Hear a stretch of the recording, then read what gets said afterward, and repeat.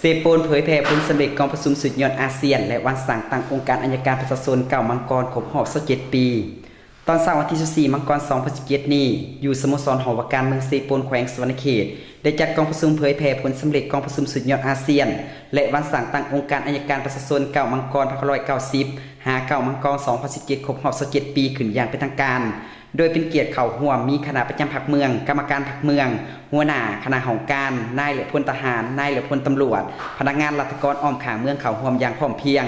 ท่านบุญมาไซยกุลางห้องเลขาพรรคเมืองประธานแนวรัฐสังสรรค์เมืองเซโปนได้ให้เกียรติขึ้นปาฐกถาเผยแพร่เอกสารผลสำเร็จกองประชุมสุดยอดอาเซียนซึ่งได้ยกให้เห็นหลายปัญหาของการเป็นประธานอาเซียนสาธารณรัฐประชาธิปไตยประชาชนลาวแม้นมีความหมายความสำคัญเพราะเป็นปีทำอิฐที่อาเซียนได้กลายเป็นประชาคมการจัดตั้ง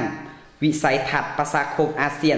2025โดยสาธารณรัฐประชาธิปไตยประชาชนลาวได้วางคำขวัญหันวิสัยทัศน์ให้เป็นรูปธรรมของความเข้มแข็งประชาคมอาเซียนเพื่อพันขยายเนื้อในคำขวัญดังกล่าวทั้งหับประกันผลสำเร็จของการเป็นประธานอาเซียนสาธารณรัฐประชาธิปไตยประชาชนลาวได้วาง8บุริมาสิทธิ์ที่กวมเอาทั้ง3 สาวค่ำประชาคมอาเซียนทั้งสอดคล้องกับแผนพัฒนาเศรษฐกิจสังคมของสาธารณรัฐประชาธิปไตยประชาชนลาวคือพันขยายวิสัยทัศน์ประชาคมอาเซียนปี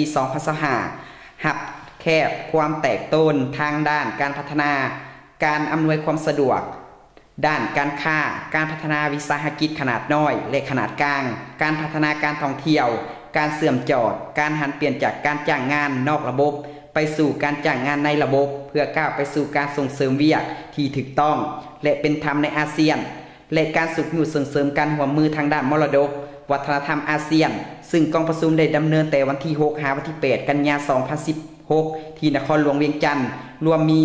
12กองประชุมสุดยอดแม้นได้รับผลประโยชน์ทางด้านการเมืองโดยได้รับการย่องย่อสมเสยอย่างกว้างขวางจากสากลสามารถไกล่เกลี่ยปัญหาที่ละเอียดอ่อนต่างๆนำไปสู่การหับห้องเอาบรรดาเอกสารผลของกองประชุมซึ่งด้านเศรษฐกิจแม่นหับห้องเอาแผนเวียกขอริเริ่มเพื่อเชื่อมโยงอาเซียนในนี้ก็แม่นแผนเวียกเกี่ยวกับการพัฒนาธุรวิสาหกิจขนาดน้อยและขนาดกลางการพัฒนาการท่องเที่ยวสีเขียวการหันเอาการจ้างงานนอกระบบเข้าสู่ระบบและการหัวมือเกี่ยวกับการสร้างเขตเศรษฐกิจพิเศษและอื่นๆเวียกงานวัฒนธรรมสังคมจะมีการสุขอยู่ส่งเสริมการหัวมือทางด้านมรดกวัฒนธรรมในอาเซียนแต่ต้องเป็นรูปธรรมจากนั้นก็ได้หวนคืนวันสั่งตั้งองค์การอัยการประชาชนเก่ามังกรครบรอบ17 ปี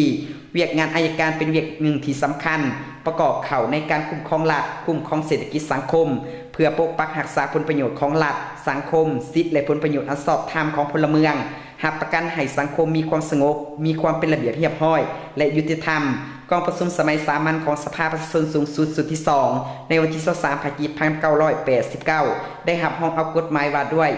องค์การอัยการประชาชนแห่งสปป.ลาวฉบับทำอิฐและประกาศใส่ตามลำดับของประธานประเทศเลขที่5ลงวันที่9มังกร1990ซึ่งเป็นขีดหมายประวัติศาสตร์สำคัญขององค์การอัยการประชาชนได้เติบใหญ่ขยายตัวมาฮอดปัจจุบันพอดีครบรอบ27 ปี